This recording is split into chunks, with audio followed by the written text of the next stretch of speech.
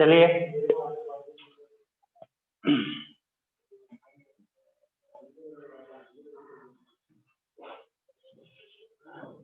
लिखो calorimetry. Calorimetry heat का part है। हीट स्टार्ट कर रहा हूं मैं, है ना। थर्मल फिजिक्स का पार्ट है। छोटा चैप्टर है, आसान भी है, पहले देख लीजिए।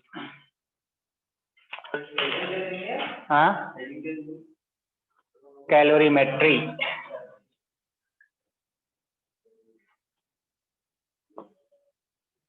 आई होता होगा। कैलोरीमेट्री ठीक है।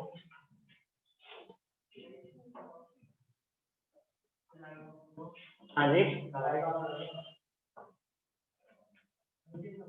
ए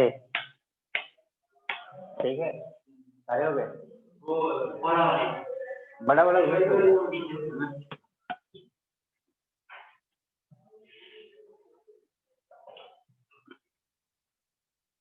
लाइट नहीं है क्या? हाँ, कैलोरीमेट्री। कैलोरीमेट्री का मतलब होता है basically measurement of heat.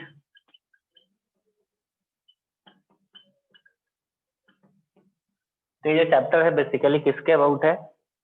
About measurement of heat, है ना। अब हीट क्या है? अब एक टर्म आता है हीट। हीट क्या है? हीट एनर्जी है। तो देखो, पहले ऐसा माना जाता था कि हीट समथिंग कॉल्ड, कोई एक क्वांटिटी है, मतलब जो फ्लूइड जैसा है, वो फ्लो करता है। जैसे आप एक रॉड लो, है ना, और उसको एक तरफ मान लो हॉट ओवन में रख दो, ठीक है। कुछ टाइम बाद क्या होगा?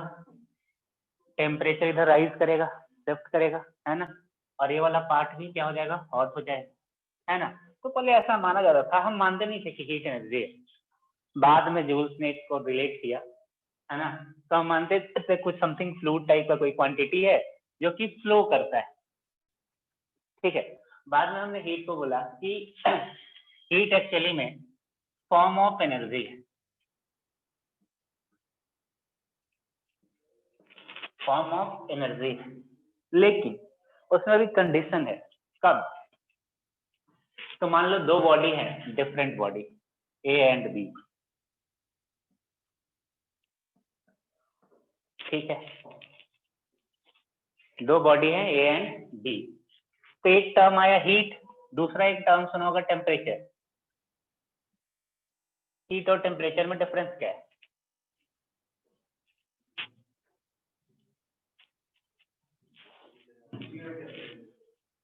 और टेम्परेचर,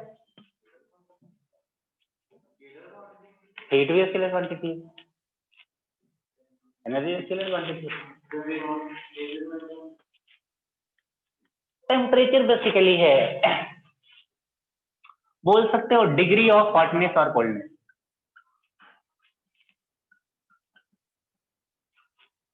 एंड कोल्डनेस, बेसिकली कोई बॉडी हॉट है तो उसका कितना किस डिग्री पे हॉट है, उसको मेजर करने का एक स्केल है temperature. Heat form of energy है। अब जो लॉ है वो क्या बोलता है कि जब भी दो डिफरेंट बॉडी हैं, दो डिफरेंट बॉडी है, मान लो ए एंड बी, ठीक है।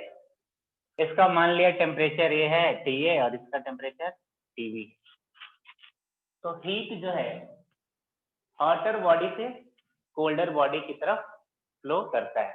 तो सी बात है, नॉर्मल स्टेट में भी तो देखता है कि दो डिफरेंट बॉडी हैं, है ना, एक हॉट है और एक कोल्ड है, दोनों को टच करोगे तो क्या होगा, जो हॉट है उसका टेम्परेचर नीचे आ जाएगा, जो कोल्ड है उसका टेम्परेचर ऊपर चला जाएगा, है ना।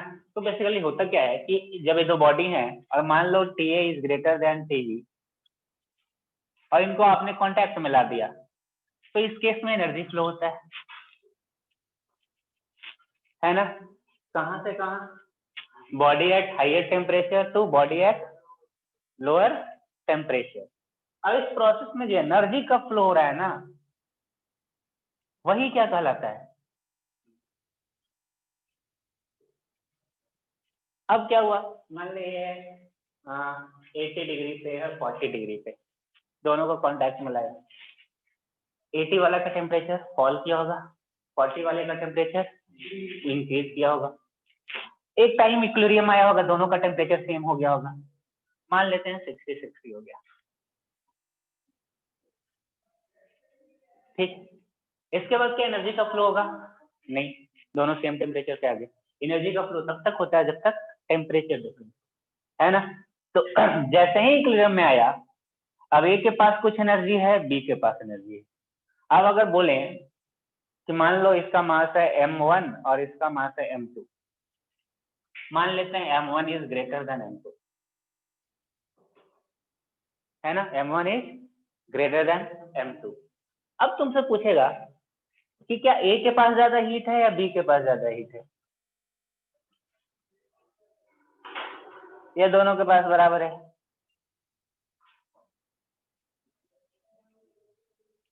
अब आपसे क्या पूछा गया कि बॉडी ए के पास हीट ज्यादा है या बॉडी बी के पास हीट ज्यादा है, ये दोनों के पास बराबर है।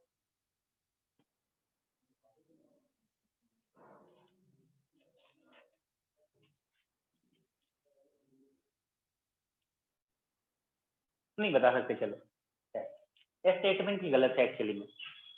जैसे ही आप बॉडी के पास एनर्जी ट्रांसफर हो गया ना, उसके बाद तो वो हीट नहीं रह जाता, उसको हम फिर हीट नहीं बोलते हैं, फिर वो मीनिंगलेस क्वांटिटी है, उसका कोई मतलब नहीं है कि किसी बॉडी के पास इतना हीट है। फिर हम क्या बोलते हैं, बॉडी के पास इतना इंटरनल एनर्जी है। हीट तब तक है जब तक ट्रांसफर हो रहा है, जब तक एक बॉडी से दूसरे बॉडी में जा रहा है, मतलब फॉर्म ऑफ एनर्जी है, लेकिन तब तक जब तक ये ट्रांसफर हो रहा है।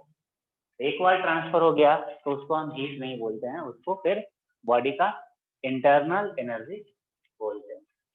क्लियर है। तो कैलोरीमेट्री लिख लीजिए, बेसिकली क्या है, चैप्टर मेजरमेंट ऑफ हीट, है ना। हीट क्या है जी, हीट हो गया form of energy in transit form, है ना, एनर्जी इन ट्रांजिट फॉर्म, उसी को क्या बोलते हैं, हीट।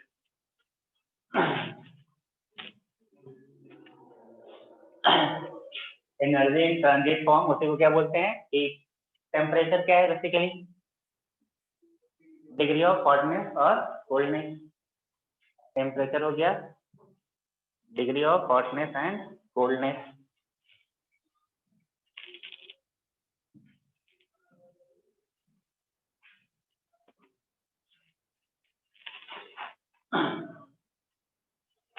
ठीक है,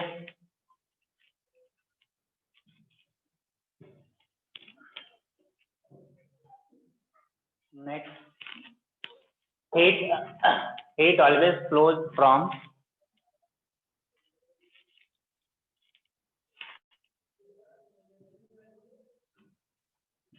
body at higher temperature to body at lower temperature।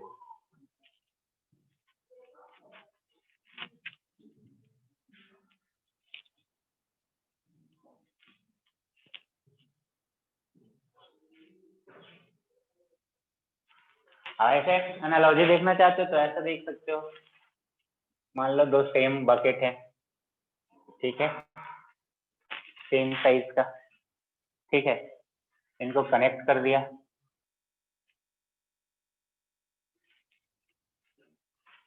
इसमें यहाँ तक वाटर की क्वांटिटी है, इसमें यहाँ तक है। ठीक है, यहाँ पे एक टैप लगा हुआ है, मान लो टैप को ओपन करूंगा, वाटर कहाँ से कहाँ फ्लो करेगा, यहाँ से यहाँ करेगा ना। तो ये जो हाइट है बेसिकली वो किस चीज को रिप्रेजेंट कर रहा है, टेम्परेचर को। ठीक है, इसमें जो क्वांटिटी ऑफ वाटर है वो किस को रिप्रेजेंट कर रहा है, एनर्जी को। हीट नहीं बोल सकते, हीट तभी जब वो ट्रांसफर हो रहा है, तो हीट मतलब बेसिकली यहाँ पे है ना, हम एनर्जी को बोल रहे हैं। अब इसमें दो चीज हो सकता है, ये भी हो सकता है कि किसी बकेट में ज्यादा पानी हो, जैसे मान लिया बहुत बड़ा ले लिया, ठीक है, एक बहुत छोटा सा ले लिया, दोनों डिफरेंस है। इसमें पानी इतना ही है इसी लेवल तक, इसमें इस लेवल तक पानी। अब कनेक्ट करो, अब तू बता पानी किधर से किधर फ्लो करेगा जब टैप ओपन किया जाए तो। हाँ, अरे बिल्कुल नहीं डिपेंड करेगा, तूने नहीं देखा तुम्हें पता ही नहीं है फिर। वाटर हमेशा इक्वल लेवल पे होता है, तो हाई लेवल से हमेशा लो लेवल की तरफ फ्लो करेगा।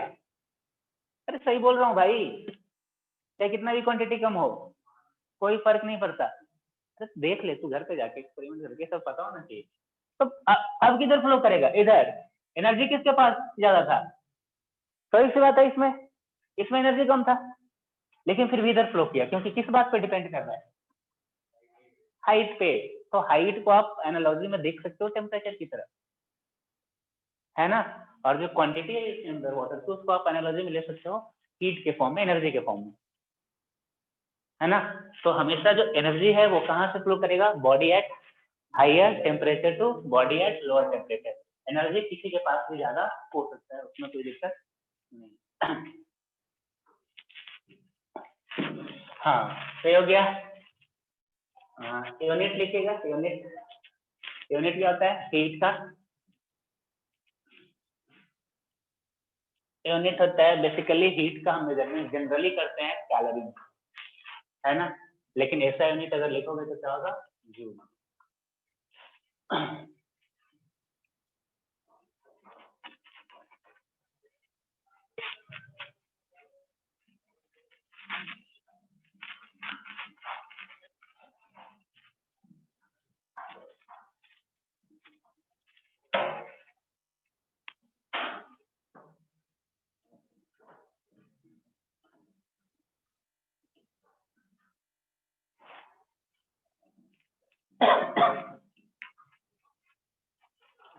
नया है कर देंगे इसका।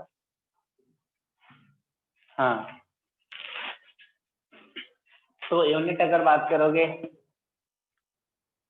यूनिट होता है ऐसा यूनिट लिखोगे, हाँ तो होगा जूल। ठीक है, सीजीएस यूनिट है कैलोरी। हीट के लिए जनरली क्या यूज होता है, कैलोरी। ठीक है, 1 कैलोरी, 1 कैलोरी होता है बेसिकली 4.18 जूल, जिसको ऑलमोस्ट लिख सकते हो 4.2 जूल।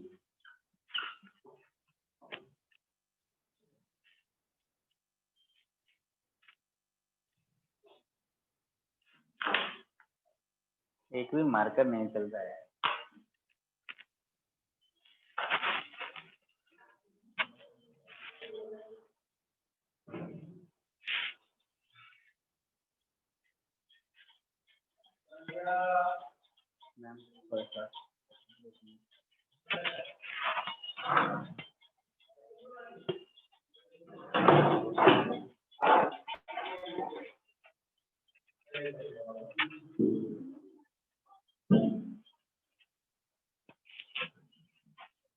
हाँ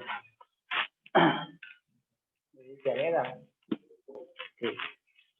ठीक है, 1 कैलोरी हो गया 4.18 जूल और 4.2 जूल।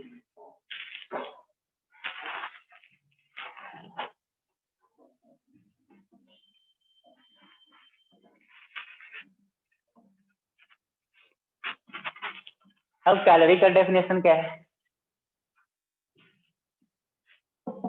है ना, तो लिख ले कैलोरी का डेफिनेशन, ओल्ड डेफिनेशन है ना।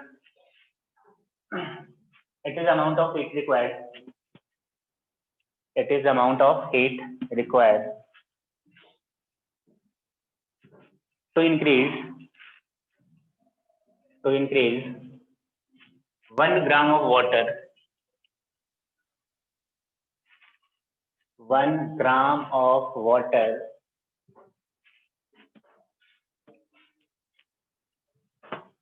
by 1 degree Celsius,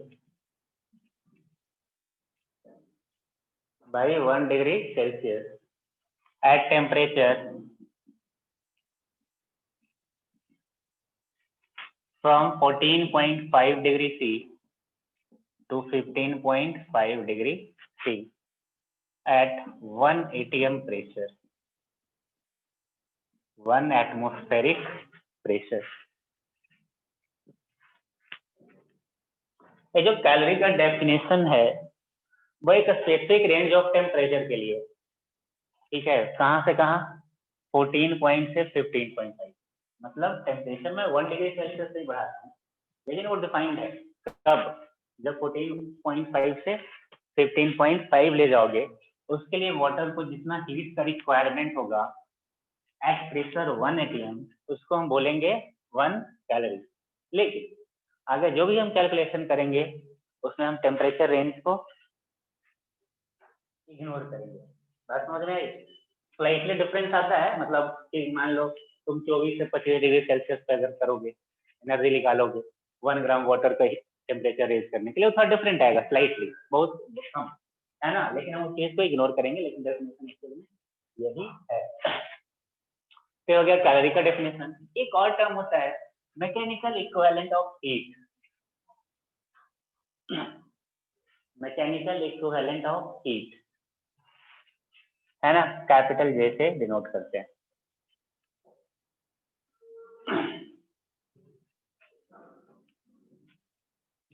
mechanical equivalent of heat. अभी मैं आपको बता रहा था कि हीट जो है पहले एनर्जी का फॉर्म नहीं माना जाता था, है ना, तो पहले दिक्कत होता था कंजर्वेशन ऑफ एनर्जी में।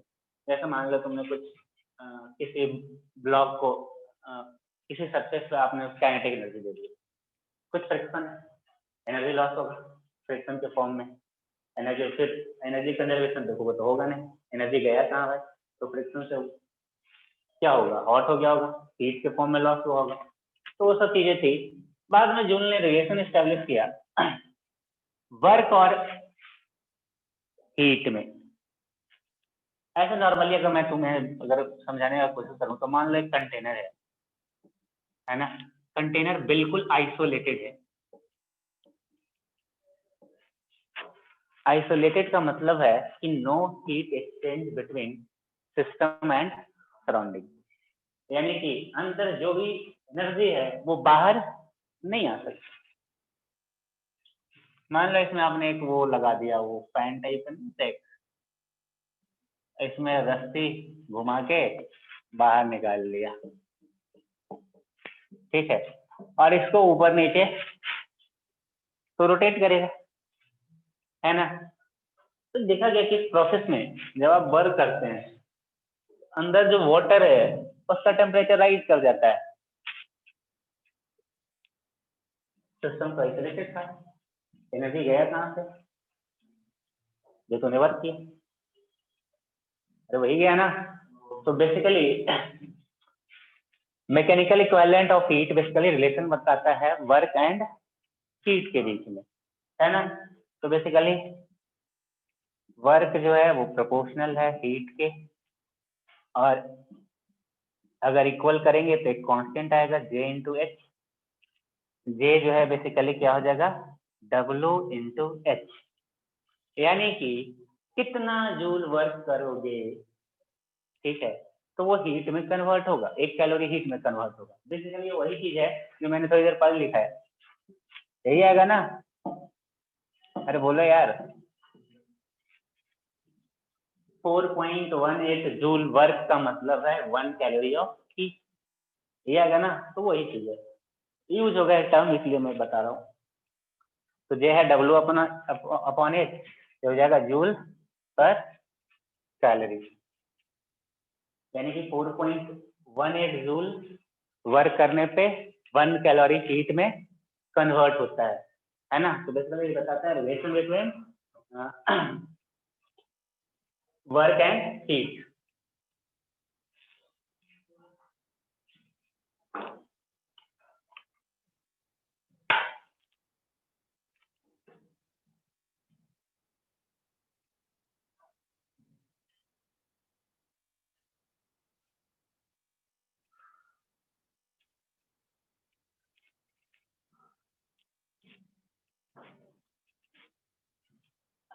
स्पेसिफिक हीट कैपेसिटी और मोलर हीट कैपेसिटी।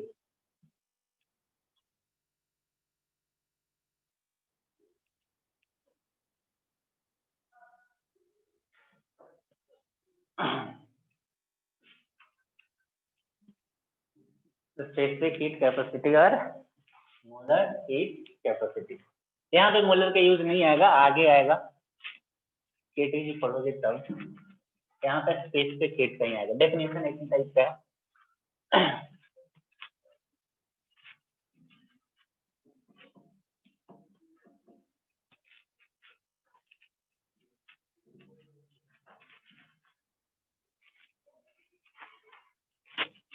देखो, it is the amount required to increase, वैसे आप लिखना चाहते हो तो स्पेसिफिक हीट जनरली एस, और मोल्स में अगर करोगे तो सी से डिनोट करते हैं, एस नहीं लिखोगे, मोलर हीट कैपेसिटी को सी से और स्पेसिफिक हीट कैपेसिटी को S से। तो it is the amount of heat, it is the amount of heat required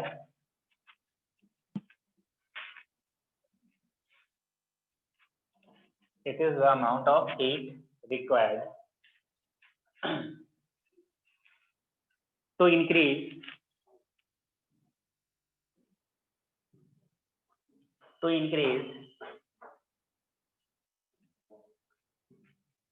unit mass of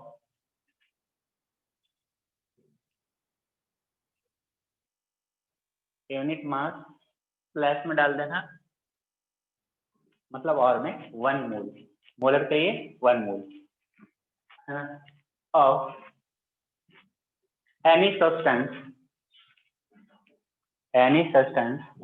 by 1 degree C।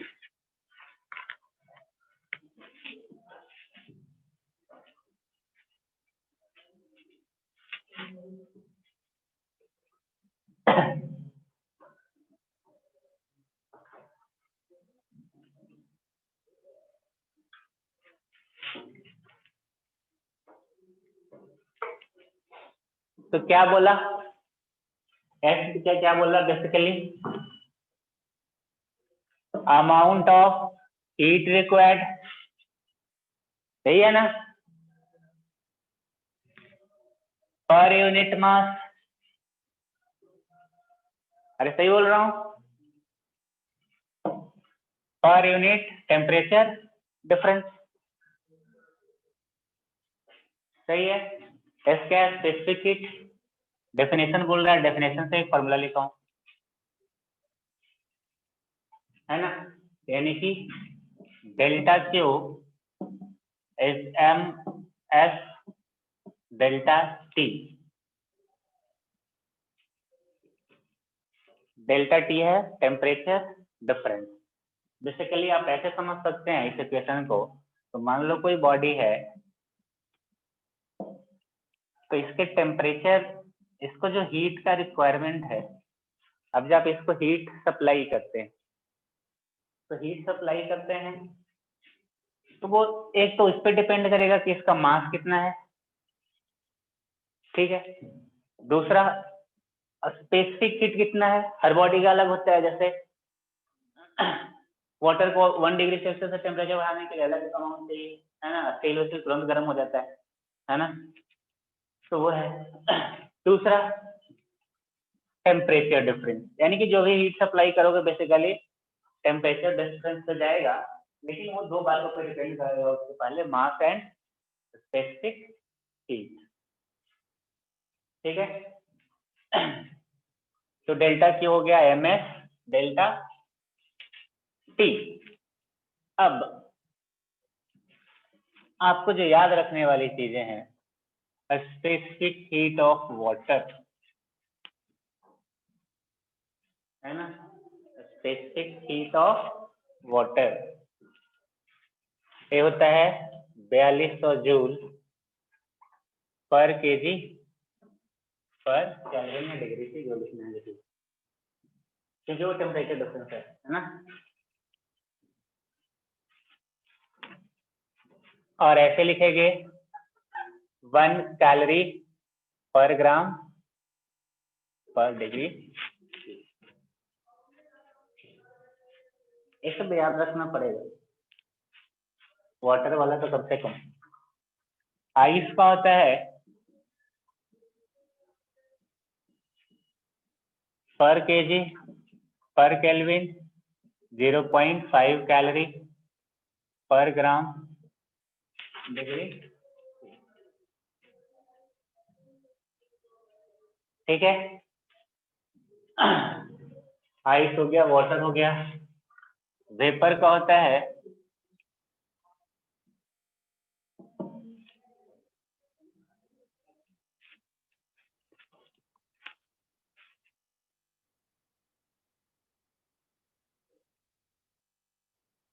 भूल गया यार, देखना पड़ता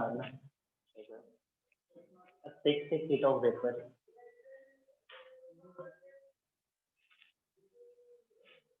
3.36 इंटू वो लेकिन फीट होता है।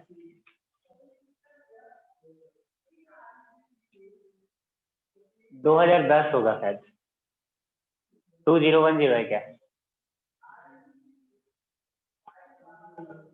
20 खुल नहीं रहा है।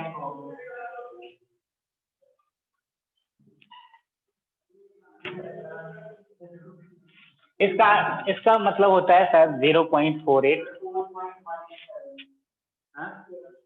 4 पॉइंट, अरे वो तो तू मैकेनिकली पहले हीट होता रहे ला।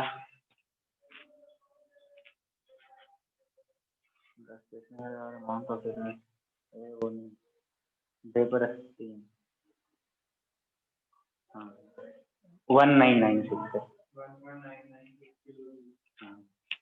वही 2000 के आसपास है ना। 1996 जूल पर केजी पर केल्विन। ये शायद 0.48 या 47 आता है कैलोरी पर ग्राम पर डिग्री, है ना। ऑलमोस्ट मैं लिख रहा हूँ। ये हो गया स्पेसिफिक हीट। ठीक है, कहने का मतलब वाटर का 1 डिग्री सेल्सियस से टेम्परेचर राइज करना है तो कैलोरी में 1 कैलोरी एनर्जी चाहिए, जूल में 4200 जूल चाहिए।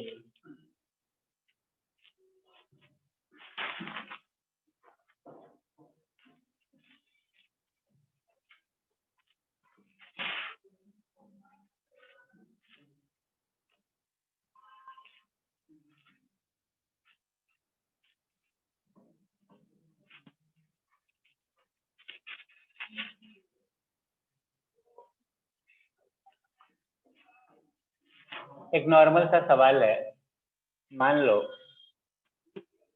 दो बॉडी है ना, 1 केजी का है, 2 केजी का है। ठीक है, इसकी वेलोसिटी थी मान ले 10 मीटर पर सेकेंड, इसकी वेलोसिटी थी 5 मीटर पर सेकेंड। आगे की तरफ कोलिजन हुआ, दोनों चिपक गए। ठीक है, 3 केजी।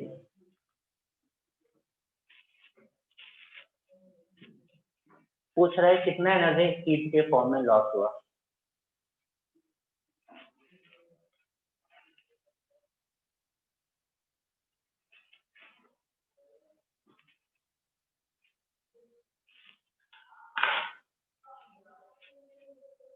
कितना एनर्जी जो है वो हीट के फॉर्म में लॉस हुआ। चलो ये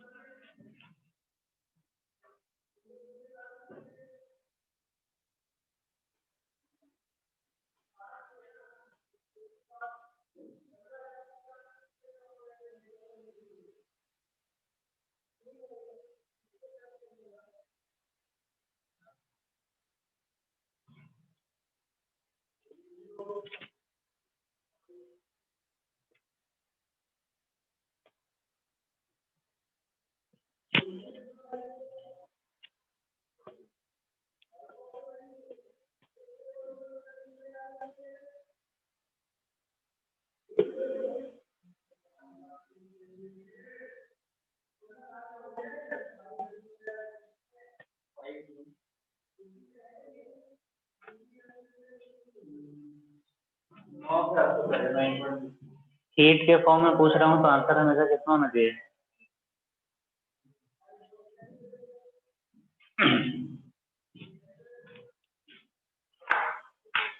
है ना, कॉमन वेलोसिटी क्या आएगा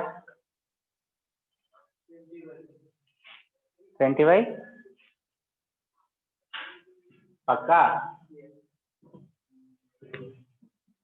10 + 10 = 3 × v 20/, लॉस इन एनर्जी निकालोगे तो आ जाएगा 1/2 × 10 का स्क्वायर प्लस 5 का स्क्वायर माइनस 1/2 × 3 × सही है ना। अब इसमें जो भी आएगा उसमें 4.2 से डिवाइड करोगे तो वो मिलेगा कैलोरी में, यानी कितना कैलोरी ऑफ हीट प्रोड्यूस होगा। ठीक है, अब इसी में आपको स्पेसिफिक हीट दे सकता है और टेम्परेचर बता सकता है कि इनिशियल टेम्परेचर इतना था, तो बताओ फाइनल टेम्परेचर क्या रहा होगा। तो ये जो हीट आया उसी को क्या तुम लिखोगे m × f, यही लिखोगे ना। m तो पता ही है, s बताया जाएगा, है ना। डेल्टा थीटा निकालने के लिए बोला जाएगा, समझे। हो सकता है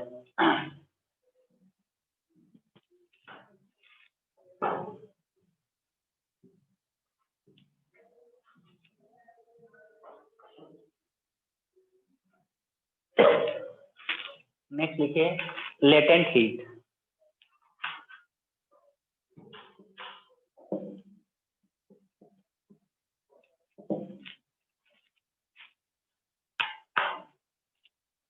लेटेंट हीट, लेटेंट का मतलब क्या होता है। लेटेंट का मतलब लेटेंट, है ना। लेटेंट हीट होता क्या है, देखो जब हम किसी बॉडी को हीट सप्लाई करते हैं किसी भी चीज को, आप नॉर्मल सा अगर केस देख लो, सर्दी का मौसम है ना, मान लो कंटेनर में मैंने नॉर्मली जो सिंपल जो चीज तुम आसानी से समझ सकते हो आइस रखा, आइस किस फॉर्म में होता है, सॉलिड स्टेट में। अब मान लो तुमने हीट सप्लाई किया, देना शुरू किया, है ना। मान लो बहुत ज्यादा ठंडा था आइस, -40 डिग्री सी, तूने हीट देना शुरू किया, तुरंत वो मेल्ट कर जाएगा, ऐसा नहीं है। होता क्या है कि जब आप हीट सप्लाई करते हो तो जो हीट एनर्जी है वो दो काम करता है। एक तो उस बॉडी का टेम्परेचर रेज करता है, ठीक है, लेकिन एक सर्टेन लिमिट तक। जैसे आइस का लिमिटेशन है कि वो 0 के नीचे ही आइस रह सकता है। 0 से जैसे ही टेम्परेचर बढ़ेगा वो अपना फेज चेंज कर लेगा। होता क्या है कि जो सॉलिड के अंदर क्या होता है, सॉलिड किसको बोलते हैं, क्लोज पैकिंग ऑफ एटम। यानी कि सिंपली अगर बोला जाए तो सॉलिड के अंदर इंटरमॉलिक्यूलर डिस्टेंस जो होता है वो बहुत कम होता है, या बोल सकते हैं दो मॉलिक्यूल्स के बीच में जो फोर्स काम करता है वो बहुत ज्यादा स्ट्रांग होता है, बोल सकते हैं ना। तो सॉलिड का बेसिकली क्या होता है कि उसका इंटरनल एनर्जी कम होता है क्योंकि वो स्टेबल ज्यादा होता है। बात समझ में आई? जब तुम हीट देते हो तो टेम्परेचर राइज होता है, उसके मॉलिक्यूल्स का एनर्जी बढ़ जाता है। तो वो क्या करेगा, पहले तो टेम्परेचर राइज करेगा, एक पर्टिकुलर टेम्परेचर पे आके मेल्ट करना शुरू हो जाएगा। अबे मेल्ट हो गया, लिक्विड बन गया। लिक्विड के अंदर इंटरमॉलिक्यूलर डिस्टेंस ज्यादा होता है एज कम्पेयर टू सॉलिड। और ऐसे भी बोल सकते हो लिक्विड का जो इंटरनल एनर्जी है वो सॉलिड के फॉर्म से ज्यादा होगा। सेम मटेरियल की बात कर रहा हूँ, आइस एंड वाटर, ठीक है, ज्यादा होगा। अरे वाटर बन गया, वापस टेम्परेचर दोगे, वापस हीट मतलब सप्लाई कर रहे हो, क्या होगा, अरे वाटर का टेम्परेचर बढ़ता है, बढ़ेगा बढ़ेगा जाएगा 100 डिग्री, ठीक है। 100 डिग्री सेल्सियस जो है वो वाटर का होता है बॉइलिंग पॉइंट, है ना। अब जैसे ही वो 100 डिग्री सेल्सियस पे पहुंचेगा उसके बाद भी अगर हीट सप्लाई करोगे तो यहाँ जो मॉलिक्यूल्स है वो गैसेस स्टेट में चेंज होना शुरू कर देंगे, वेपर बनना शुरू हो जाएगा ना। वेपर में क्या होता है, और इंटरमॉलिक्यूलर मतलब ऑलमोस्ट इंटरमॉलिक्यूलर फोर्स क्या रहते हैं, 0, मॉलिक्यूल्स दूर भागने लगते हैं।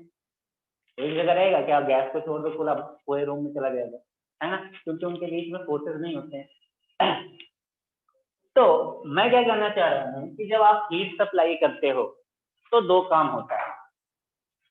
एक होता है हीट जो है वो बॉडी का टेम्परेचर राइज करता है, दूसरा जो काम करता है वो क्या करता है, बॉडी का स्टेट चेंज करता है।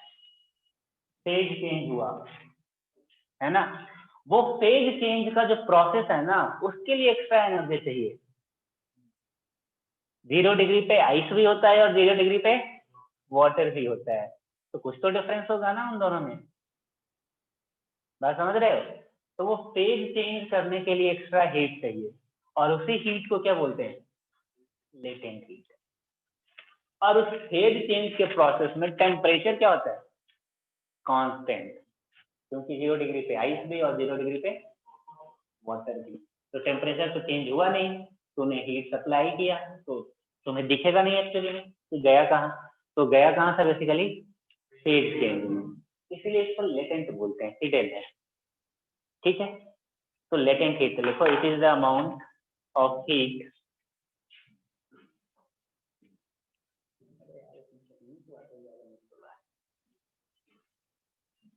it is the amount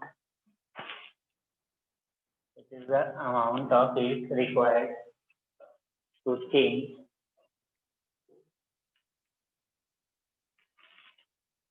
phase of unit mass of any substance, unit mass of any substance।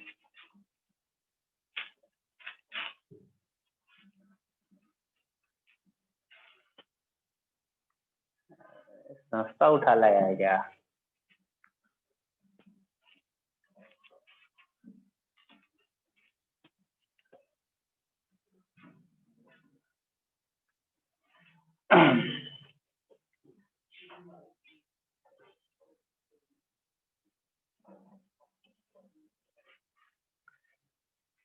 Phase change करने के लिए unit mass of any substance को जितना हीट चाहिए वो क्या कहलाएगा, लेटेंट हीट। तो एल बेसिकली क्या हो जाएगा, delta Q per unit mass, यही है ना। यूनिट हो जाएगा कैलोरी पर ग्राम या जूल पर केजी, है ना। अब ये दो तरीके का हो सकता है ना। एक हो सकता है latent heat of fusion, fusion मतलब सॉलिड टू लिक्विड। दूसरा हो सकता है latent heat of vaporisation.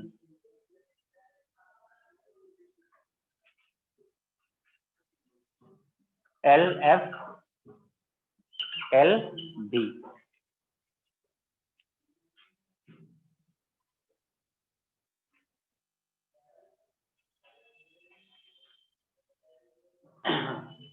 Basically इसमें जो डेल्टा क्यू हो जाएगा M इंटू LF, और इसमें जो हीट रिक्वायर्ड होगा वो होगा M इंटू LB।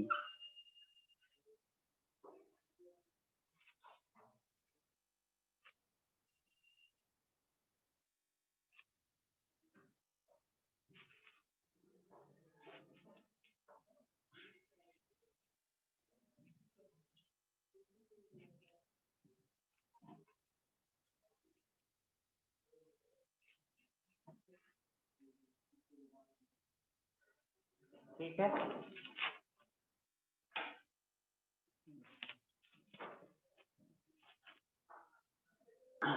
अब बेटा इसमें दोनों चीज याद रखना पड़ेगा।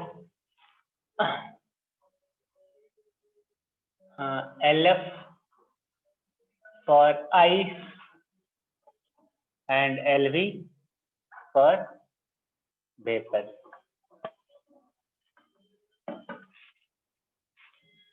ठीक है, ये होता है 80 कैलोरी पर ग्राम,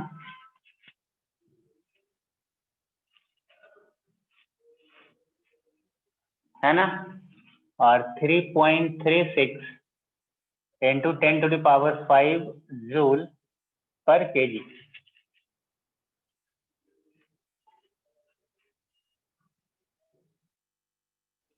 फोर पॉइंट टू से मल्टीप्लाई करेगा तो ही आएगा ना। हाँ, वो तो कन्वर्ट करने का चीज है, देख लेना। ये होता है 540 कैलोरी पर ग्राम, और होता है 2.25 इंटू 10⁵ जूल पर केजी। यहाँ तक मुझे याद है, देखने होगा। वैसे दिया हुआ रहता है, लेकिन कुछ कुछ तो याद है, स्पेसिफिक तो हर किसी का याद होना चाहिए।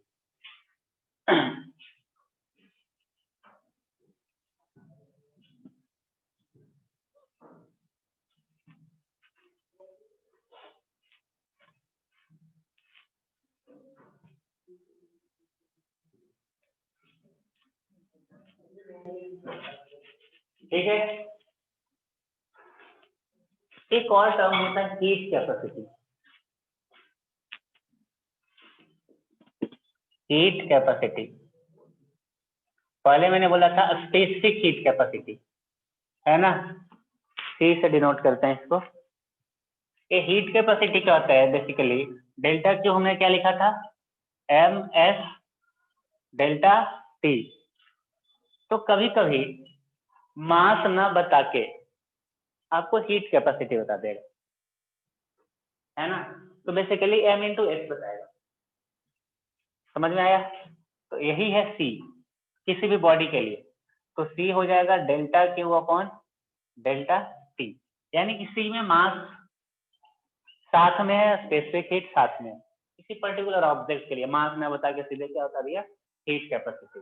तो उसको इतने एनर्जी दोगे तो 1 डिग्री सेल्सियस टेम्परेचर बढ़ेगा।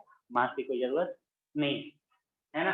तो कोई नया टर्म नहीं है, मास से फट गया है, मास बताता नहीं है उसमें, आपको साथ में एक ही साथ बता देगा हीट कैपेसिटी।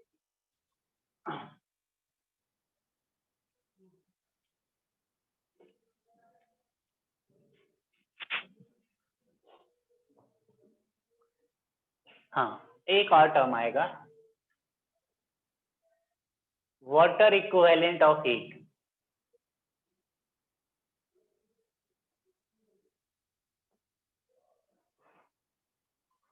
ये सब चीज का सिर्फ बाकी सवाल नहीं है, इसके बाद यही हो गया, थ्योरी यही है, डेफिनेशन पे ही सवाल है सारे के सारे। तो वाटर इक्विवेलेंट ऑफ हीट,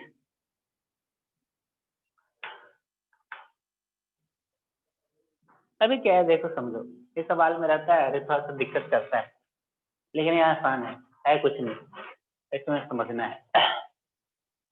मान लो एक कंटेनर है, ठीक है, कंटेनर है, पानी गर्म कर रहे हैं। अब पानी गर्म करेंगे तो हवा में तो नहीं करेंगे, कोई ना कोई कंटेनर तो चाहिए, करेंगे ना। तो सवाल में जनरली बोलेगा कि कंटेनर में 180 ग्राम वाटर है, मैं एग्जांपल ले रहा हूँ, चलिए नहीं 180 ग्राम हो, सपोज कंटेनर पे 180 ग्राम वाटर है। बोला जाएगा कि इसमें हीट सप्लाई किया गया समथिंग डेल्टा क्यू। कंटेनर है, उसमें वाटर है 180 ग्राम, उसको हीट सप्लाई किया गया डेल्टा क्यू। बताओ कितना से टेम्परेचर राइज किया होगा।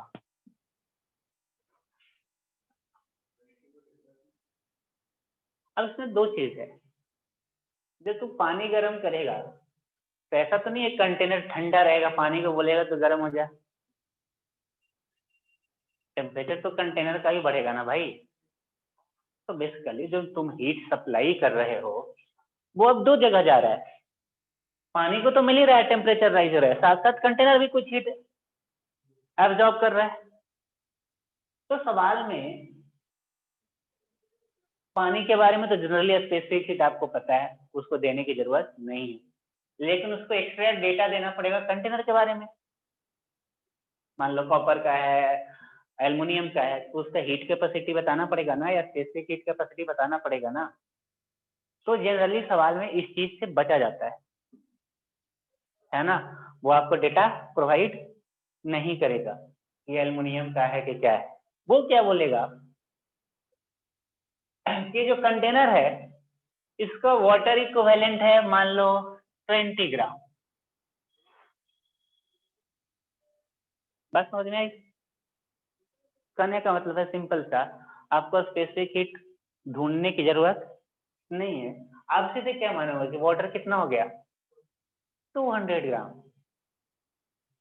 कंटेनर गायब हो गया। कहने का मतलब कंटेनर उतना ही हीट एब्जॉर्ब कर रहा है जितना 20 ग्राम वाटर करता। समझ में आया वाटर इक्विवेलेंट क्या है? बेसिकली सवाल में डेटा देने से बचने के लिए वाटर इक्विवेलेंट टर्म का यूज किया जाता है। आपको कुछ नहीं करना है, उसमें जो भी कंटेनर जिस चीज का भी वाटर इक्विवेलेंट दे रखा है उसको रिप्लेस करके वाटर को ऐड कर लेना है। वाटर का सारा डेटा आपको पता ही होता है, याद नहीं होता है, अभी लिखा हुआ है ना।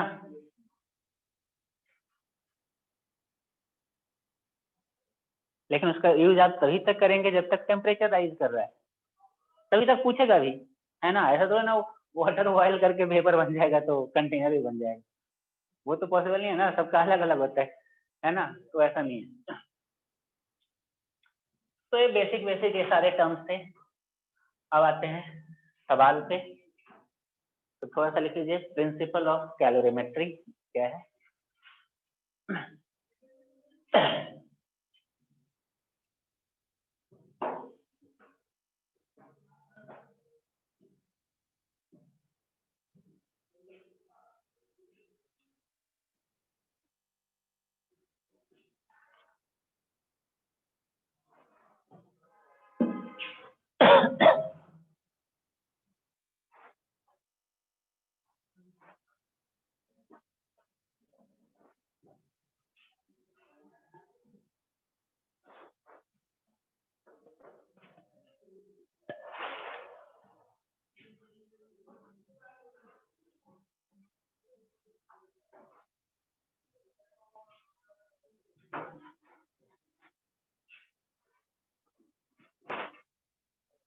Principle of calorimetry. देखो कैलोरीमीटर एक सेटअप है, ठीक है, जो कि आइसोलेटेड होता है, उसके अंदर एक्सपेरिमेंट करते हैं, है ना। तो बिल्कुल उसके अंदर एक कैलोरीमीटर हो गया, आइसोलेटेड है बिल्कुल, इसके अंदर एक्सपेरिमेंट करेंगे। एक बॉडी है हायर टेम्परेचर पे, एक है लोअर टेम्परेचर पे, हीट का एक्सचेंज होगा, है ना। तो एक बॉडी जो है हीट लॉस करेगा, दूसरा बॉडी जो है वो हीट गेन करेगा। तो आइडियल कंडीशन यही है कि अगर एनर्जी कंजर्वेशन लगाए तो हम बोलेंगे heat lost by this body is equal to heat gain by दूसरा बॉडी, बाकी एनर्जी कहीं गया नहीं, है ना। यही होगा ना प्रैक्टिकली, एनर्जी कंजर्वेशन से हम बोल रहे हैं, ठीक है। तो हम लोग जितना भी सवाल करेंगे इसी चीज को लेके यूज करेंगे कि किसी ने लॉस किया है और किसी ने गेन किया है, तो लॉस जहां से हुआ वो किसके इक्वल होना चाहिए, गेन के इक्वल। तो लिख लेना बेसिकली क्या है, heat loss by body is equal to heat gain by body. इसको हमें मान के चलना है कि सब कुछ हम आइसोलेटेड कंडीशन में कर रहे हैं।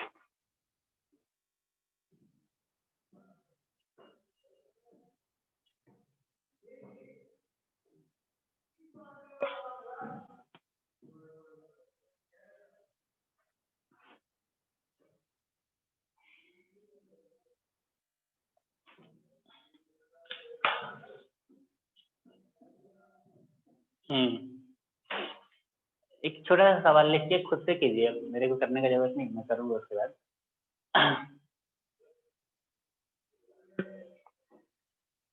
how much heat required how much heat required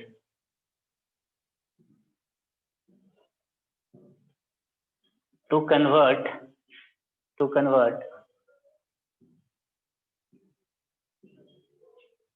40 gram ice at minus 10 degree Celsius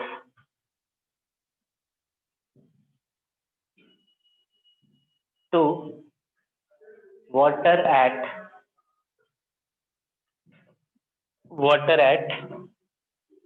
40 degree Celsius.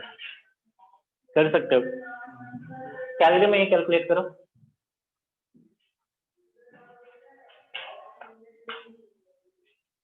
Stage पता है ना क्या क्या होगा, पहले -10 से 0 पे जाएगा, फिर 0 से फेज चेंज होगा वाटर में, और फिर वाटर से 40 पे जाएगा। ये 3 स्टेज है, तीनों में हीट।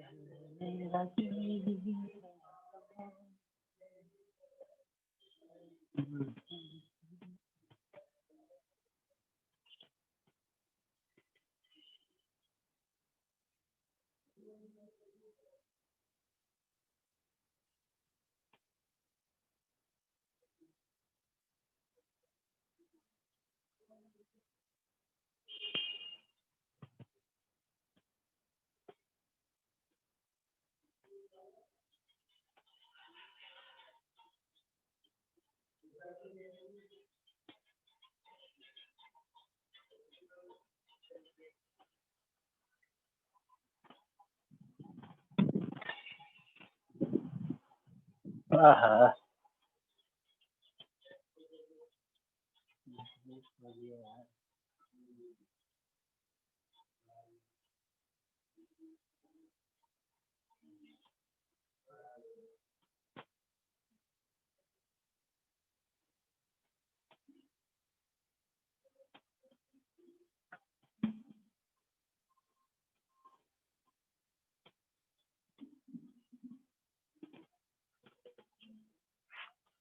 धूप निकल गया।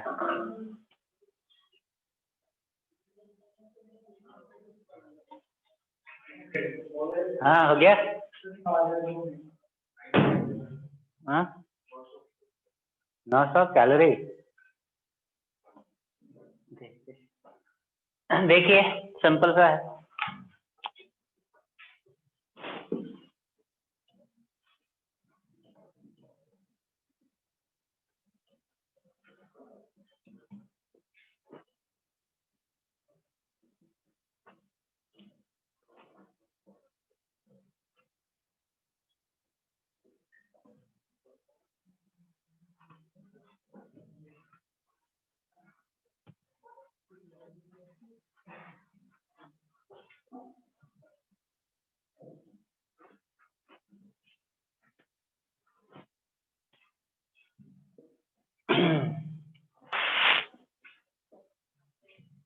आइस है माइनस आइस -10 डिग्री C पे है ना। हीट सप्लाई करेंगे कहाँ जाएगा? Ice at 0 degree C। इस प्रोसेस में जो हीट आप दोगे उसके लिए फॉर्मूला क्या होगा? m into specific heat of ice into delta T। ठीक है, तो ये हो जाएगा आइस कितना था बेटा? 40 ग्राम 20 ग्राम। स्पेसिफिक हीट होता है हाफ, डेल्टा T हो गया 10। कितना जूल आया? 200 सॉरी कितना कैलोरी आया? अरे सही लिखा ना? फिर कहाँ जाएगा ये?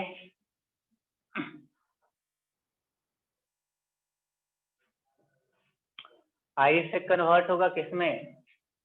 वाटर में। अभी फेज चेंज वाला स्टेट है एट 0 डिग्री C। और इस प्रोसेस में क्या लगेगा? m इंटू LF 40 इंटू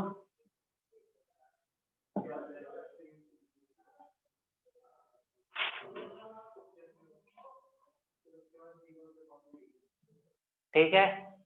अब वापस कहाँ जाएगा ये? Water at 40 degree C। और इस प्रोसेस में वापस डेल्टा Q हो जाएगा m कितना हो गया? m S specific heat of water into delta T। 40 into 1 into 40 1600। तो 32 और 16 48 5000। यानी कि टोटल हीट कितना चाहिए? 5000 कैलोरी। तो समझ में आई बात?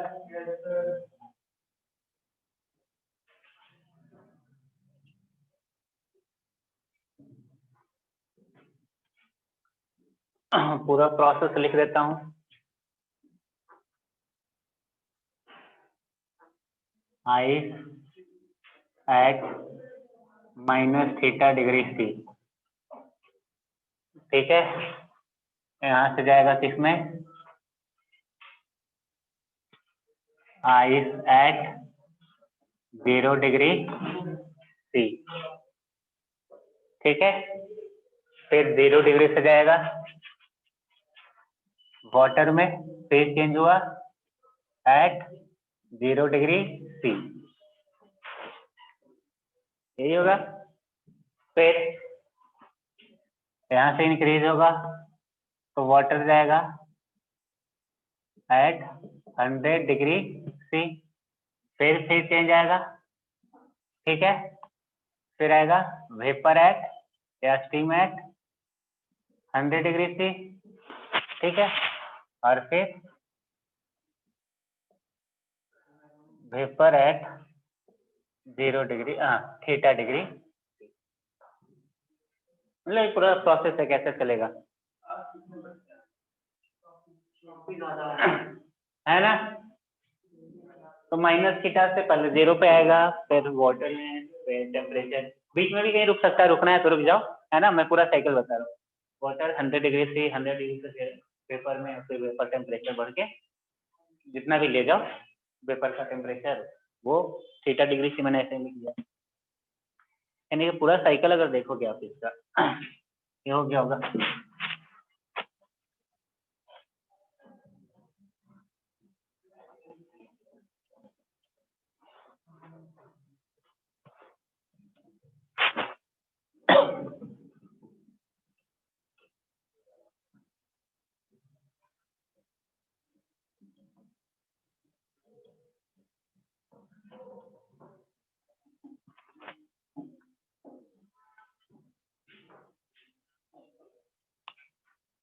ठीक है, ये है,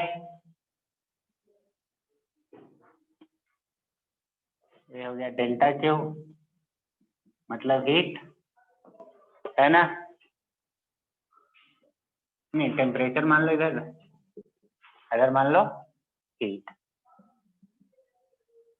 है ना, यहाँ पे मैं ले रहा हूँ ice at minus theta degree C. तो माइनस थीटा से कहाँ जाएगा, ये है basically minus theta degree C, इधर कहीं है 0 डिग्री सी। ठीक है, हीट दोगे, ठीक है, टेम्परेचर फंक्शन होगा, फिर फेज चेंज होगा, टेम्परेचर कांस्टेंट रहेगा, फिर वापस टेम्परेचर कहाँ तक, फिर फेज चेंज होगा और फिर ऊपर जाएगा। प्रोसेस है यहाँ पे Q1 Q2 Q3 Q4 और इधर वाला रीजन Q5। आप लिख नहीं सकते हो Q1 क्या होगा Q2 क्या होगा, है ना।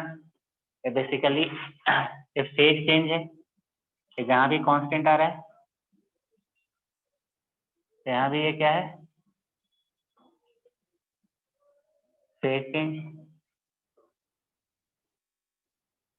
है कि नहीं।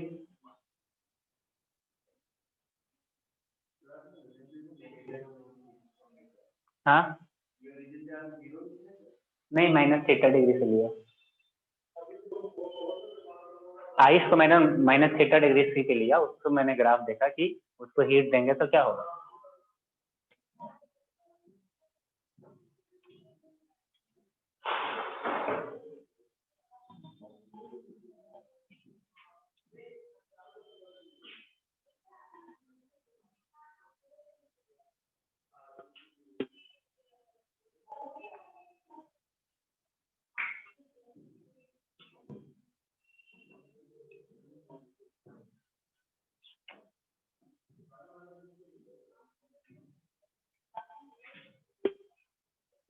ये तो सिंपल से सवाल है, सब नॉर्मल वाला। इसमें थोड़ा सा टफ जो होता है वो होता है जैसे वाटर के अंदर आइस डाल दिया,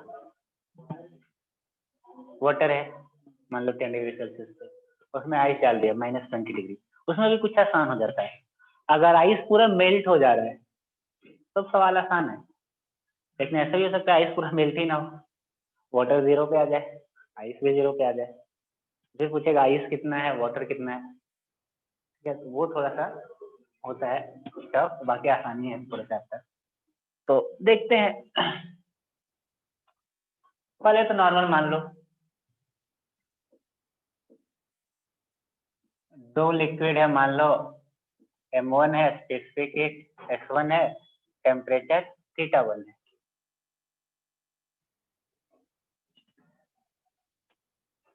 दूसरा है M2 है S2 है θ1 θ2 है। दो कंटेनर में दो लिक्विड है, दोनों को मिक्स कर दिया गया,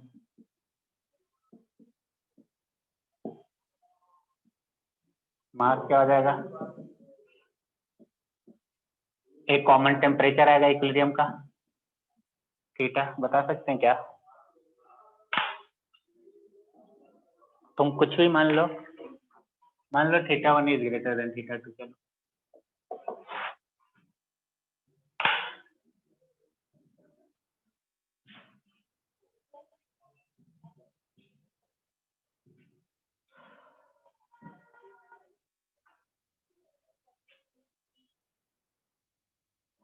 भूख लग गई यार आज।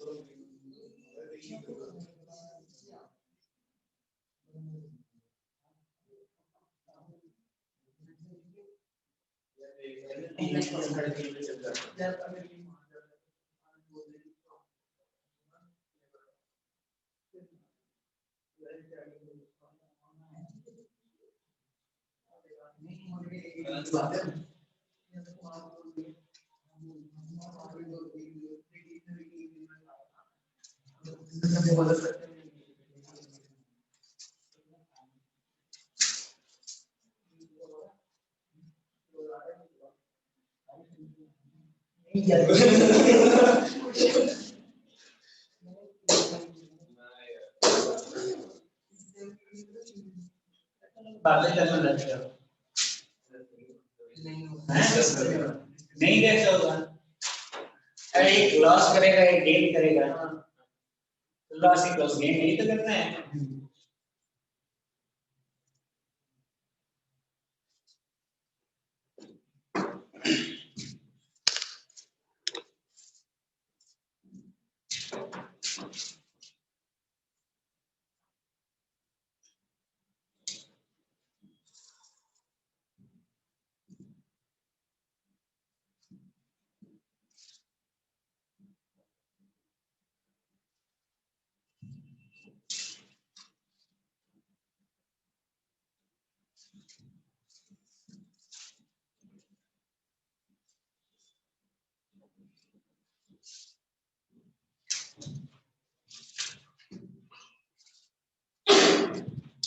थीटा 1 क्या है? Greater than theta 2।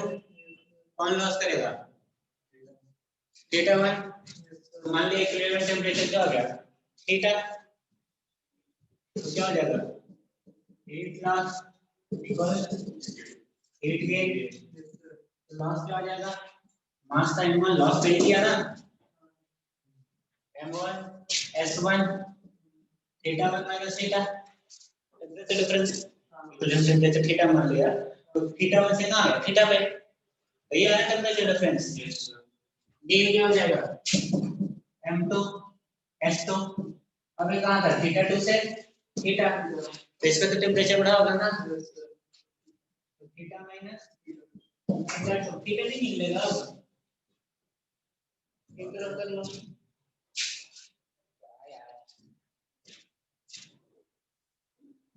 m1 s1 theta 1 plus m2 s2 theta 2 upon m1 s1 plus m2 s2, ऐसा आएगा।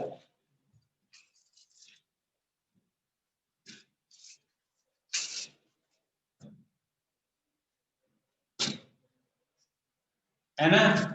the equilibrium temperature of mixture,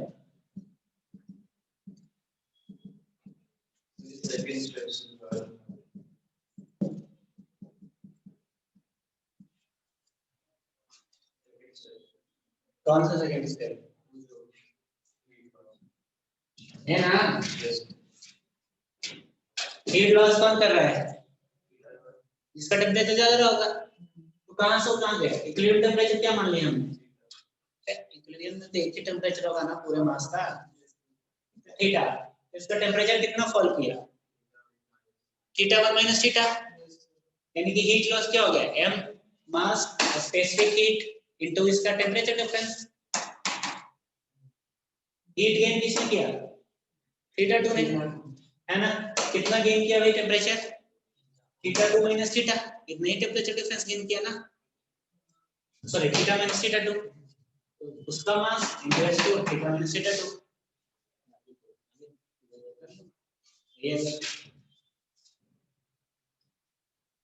basically दो different liquid of specific heat, सवाल नहीं है, एक तरीके से समझ लो, है ना।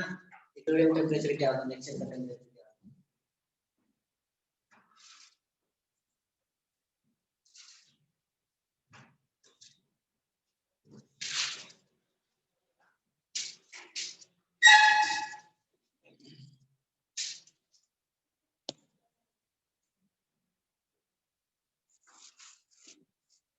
ओके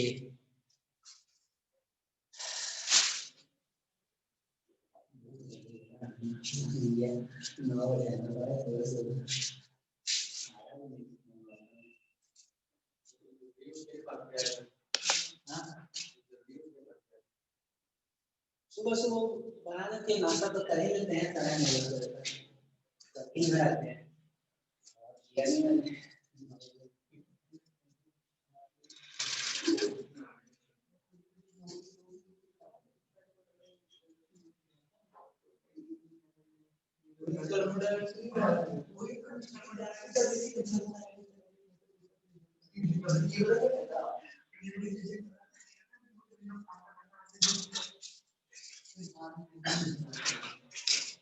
ठीक है, आपको एक मतलब ऐसे वर्ग में मिलेगा सेकेंड पार्ट, है ना। कैलोरीमेट्री नाम से चैप्टर होगा, 17-18 क्वेश्चन है, ठीक है, आसानी से हो जाएंगे।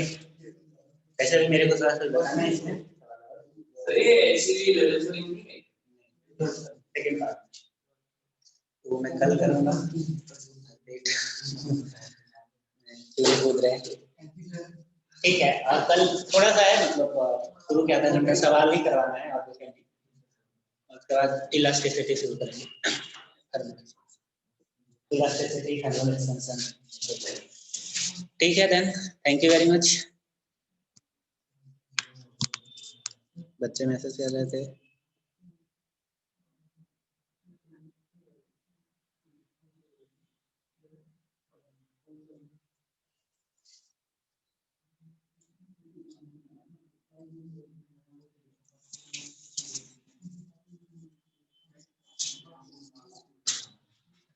अरे इसी चैप्टर के और भी क्वेश्चन होंगे ना, जैसे वो मैं करवाऊंगा कल कुछ, मतलब सेम टाइप के, ताकि तुम कर पाओ। Okay, thank you.